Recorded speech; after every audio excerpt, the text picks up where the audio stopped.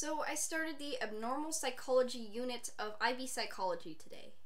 Let me take a bite out of that. So I've been an IB psychology student and an IB student in general since August 2014, and we're just now getting to this topic, so most of my information and discussion about this is based off of a single day of talking about stuff. But I feel like it branches off to an issue that is prevalent in our society and something that I felt like I should talk about, hence the video. So, to my knowledge, not that many people in the class have a working knowledge of all things about neurodivergence, and that's fine. Nobody comes out of the womb educated. It's a completely understandable thing. And even myself, who I feel I have tried to actively research these things, I don't even have that much information myself. I do, however, have a history of anxiety disorders and OCD in my family, so I have experience with things like that. That being said, I noticed that good majority of people, not in my class specifically, but in classes in general, have this thing about psychology. When you mention you're in psychology, it seems like people say, wow, are you interested in knowing how crazy people's minds work? And it's sort of like that underlying question that you know is there. Craziness as a concept. I get that crazy is used in a lot of different ways now, and I personally am okay with it being used for positive things. Like, wow, that was so crazy. That was so awesome. Like, it translates like that, and that's okay. I'm alright with people saying, especially if they have mental disorders or disabilities or neurodivergence, I'm feeling too crazy today. Sure, I mean, that describes a mental state that you have experience with and understand, like, the concept behind what being crazy for you means. What I don't like is how people use crazy and other neurodivergent terms to describe things that aren't that.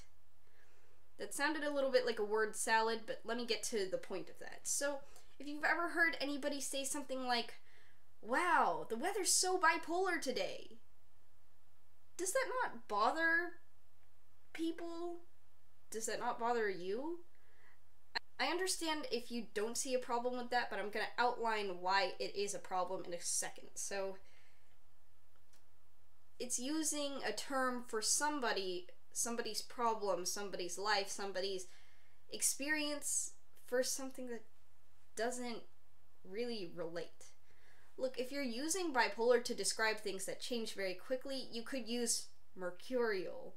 I mean, I know there's a very common thing where it says, why don't you go get a dictionary, but maybe you really should. When you use retarded for stupid, when you use bipolar for changing quickly, it means you don't understand the concept and the pain that those words might cause when used in a derogatory sense. I mean, if you've ever been called something that is very personally, like, hurtful to you, whether it be something like, oh, you're annoying, oh, you're this, or you're that, it's just like, it hurts you, right? And then people use it as a joke, and it still hurts.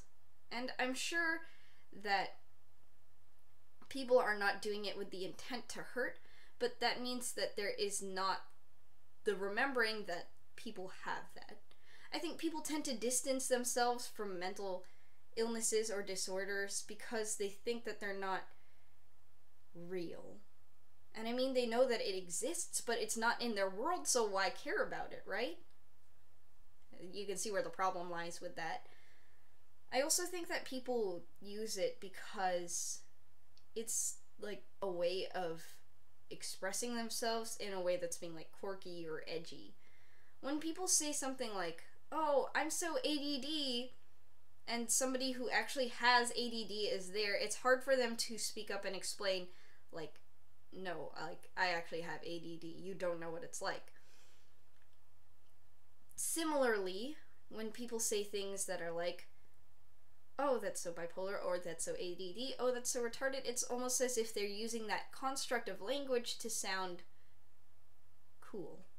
Which is weird, because it's really not cool. It's really not. Please don't do it. That's like the whole point of this video. personal experience time. I have had experience with OCD. I feel like it's not so bad for me, which I'm very grateful for, but it is true that sometimes I feel if I don't do certain things, it makes me feel as if something bad is going to happen, that's going to be bad luck, or somebody is going to get hurt because of it. So I do it because of what you could call like a mental demand to do it.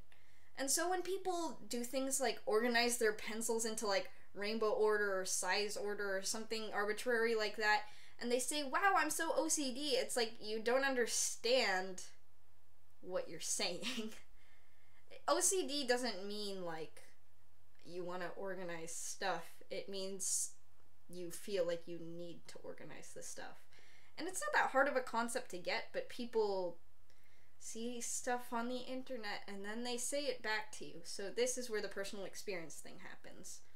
Once upon a time, I'm talking with my friends, and one of them, who is not my friend anymore, said, wow, I'm like so OCD. And I decided to speak up at this point, and I said, no, it's really not. I have OCD, and I don't think that's what you're feeling. And this is how I knew, because right after she said, then shouldn't you be calling it CDO so it's like in alphabetical order? I think to myself, first, compulsive disorder obsessive. Just think about that. Just wait a second. I'll let you think. Okay, secondly, you just got that off the internet. And I love the internet, and it's a great place, and you can learn a lot of things, but those things get really trite, old, and boring, and wrong so fast. When people say stuff like that, it's ignoring an entire experience, an entire life, an entire problem sometimes that people have, and turning it into the butt of a joke. When you say things like retarded, or you use an insult like fucktard, pardon the obscenity, you're basically saying, I don't care about your experience, I just want to use this to be an edgy insult or an edgy phrase. And that's just really not cool. Turn another person's experience and life into a joke, why don't you? Wow, it's almost like that's what racists do. It's a very serious issue, and I hope that throughout the class people are going to try and treat it with grace and try it not to make it weird. I don't know.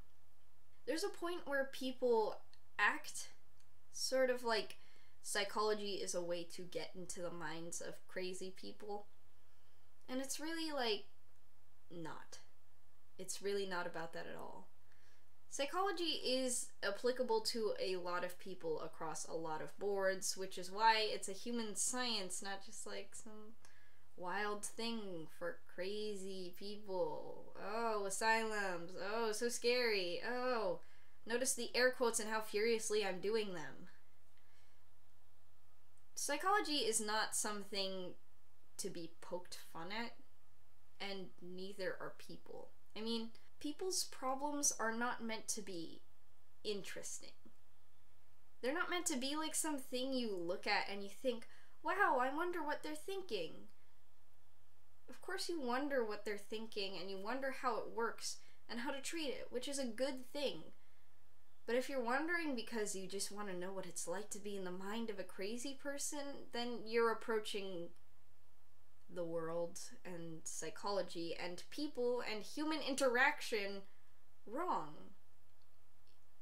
There has to be a certain sense of empathy that comes with doing something that's like related to people, because people have emotions, and that's just a frank fact.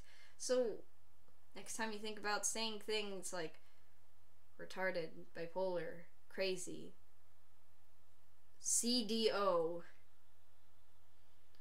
think about the consequences it has on people who actually have that experience.